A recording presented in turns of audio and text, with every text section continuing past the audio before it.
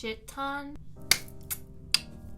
Hi everybody, thank you so much for clicking on this video. My name is Lana and welcome to the video again. Yeah, welcome.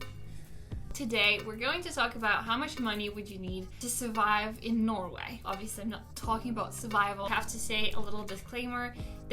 I'm not talking about everybody. I'm only gonna mention my own experience and some of the experiences of my friends. Right now I'm not there because I'm visiting my parents, but that's not important because I'm going back and I've lived there for almost a year, so I kind of know at least on average how much a person needs to live there. Plus, I will add a little bit of links down there in the description box for some helpful advice. Also, you might want to check out my playlist, which I'm gonna leave here, where I'm talking about my life in Norway and like my overall experience. So, if you want to see how much money you need to survive in Norway, don't click off. Now, again, I have to say that I'm talking about my own experience, and since I don't really have a real job in Norway, I'll talk about the schooling and all of that. If you want, you can skip if you're not planning to go to the uni or to school in Norway. Now, schooling system in Norway is free. It's completely free for everybody from the primary school up until the master's degree in the university. I'm paying about 700 kroner per semester. That includes the semester fee and printing expenses for the future. 10 kroner is €1. You pay in one full amount in the beginning of every semester, and you have to pay it until a certain date. Second is living. So my living situation, I live in a dorm, and it costs about 4,500 kroner, and that's including absolutely everything. I don't have any other expenses. The only expense that I had was when I came in and me and my dad went to IKEA to buy bedding, a lamp, pillows, then bought a carpet. In the dorm, you get a bed, a mattress, table, a chair, and that's it. Oh, and some shelves and a wardrobe. I will leave my dorm room tour in the description down below, but now I'll talk a little bit more about the prices. Into my rent, everything is included. Some people who are paying for example, they're renting a room just like I'm renting my room in the dorm, but they're renting it in an apartment, and usually they have additional expense of electricity, hot water. If you're planning to rent an apartment or a room somewhere not in a dorm, prepare yourself that you will have to pay more money than it's stated in the contract. Third and probably most important thing, maybe second important thing after a living situation, is food. I usually cook stuff for myself because eating somewhere out is incredibly expensive. I go to the supermarket and I buy things in there. Usually I just go to the supermarket and buy things that are on sale. My average check per week is about 500 to 600, sometimes 700 kroner. Average in a month, I spend about 2,500 kroner. This is when I'm only eating at home. Sometimes, for special occasions, we go out to dinner with my friends. We usually go to this restaurant called Pingvinen, which is the best restaurant in Bergen. You have to check it out. Obviously not sponsored, leaving a link down below. One dish costs about 200 kroner. That's incredibly expensive, and I know, and when I say that number, I'm like, once a year, it's worth it. Trust me. Next thing that I would like to talk about is clothes. Now, obviously that depends. I need 10 jackets and I will still be cold. Some of my friends, they prefer just using just a tiny little jacket. Again, clothes, I need a lot of jackets. We buy one down jacket when we came with my dad. We bought it in H&M. I still have it, it's still great. I have to say I don't remember how much it was, but it wasn't that expensive. It's not super thick.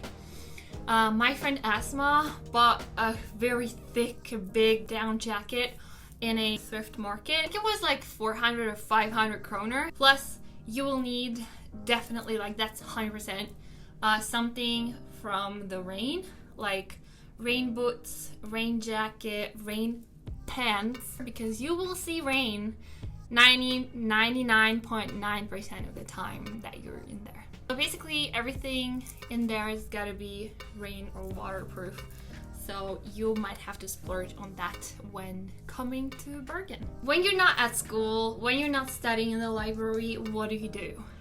I go clubbing. I go out with friends, think about different experiences that I would like to do together with my friends or alone. Experiences include alcoholic and non-alcoholic.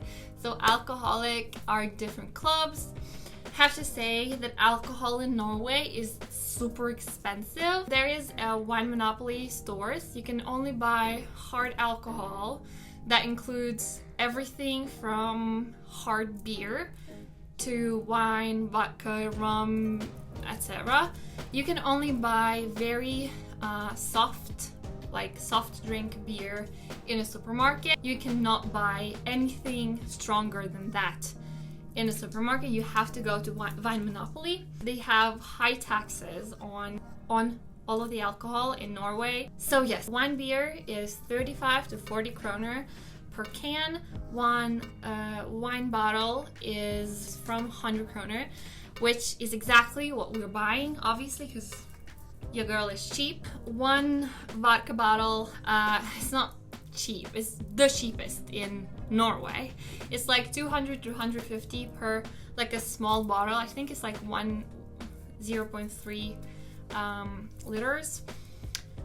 For that, one rum bottle, I think it was about 400 kroner per 0.7 bottle. Now, clubs are free usually. Sometimes there are like fancier clubs that you have to pay for entrance. Usually entrance fee is about 100, 150 or 200 kroner. It depends. There are other experiences and entertainment in Bergen, obviously. For example, there are a lot of museums and interesting exhibitions. For students, the price for museums and exhibitions is discounted.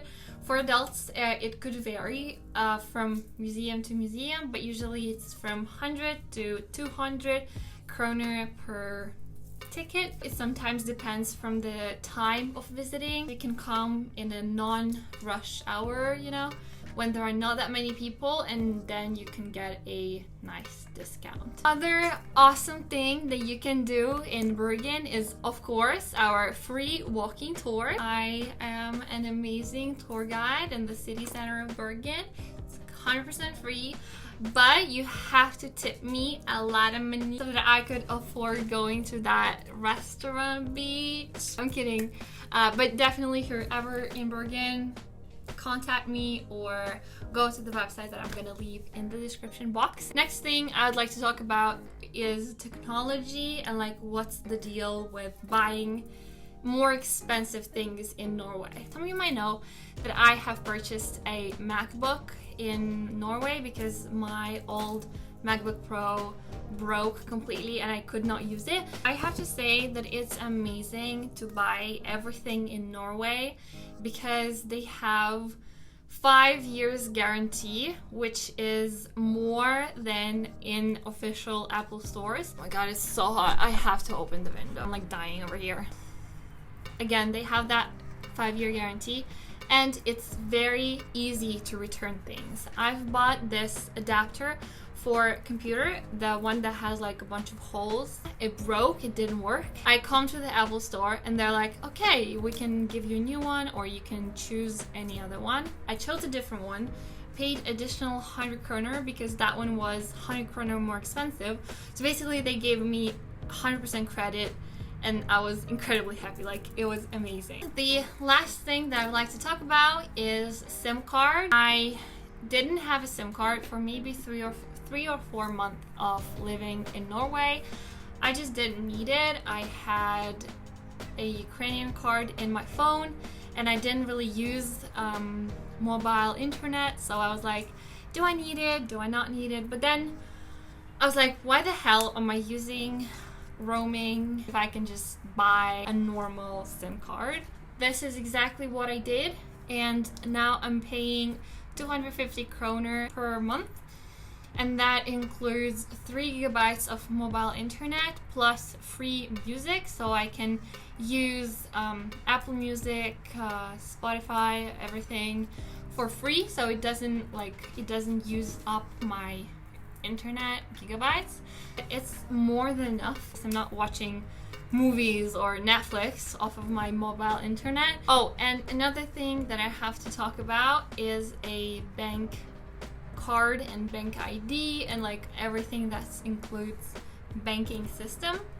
So I have a bank card and a bank account in Norway. I need to have a bank account in Norway, and everyone who's staying in Norway that's not a member of EU and EEA zones, it's not a citizen of those countries, you have to have an account in Norwegian bank for a residence permit. You need to have 122,000 Norwegian kroners.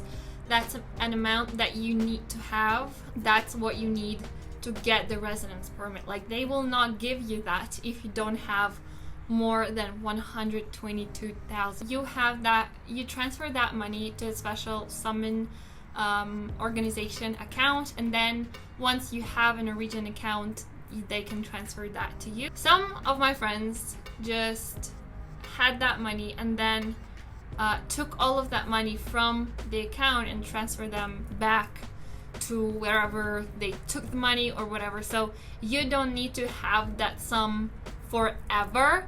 You just need it once. I have an account in a bank called DNB. It's one of the biggest banks in Scandinavia. It's not great, definitely not great. It's very slow and it's very bureaucratic. There is one bank that's slightly better. It's called Sparbank. However, it's not free. DNB is 100% free. All of the services are free for students.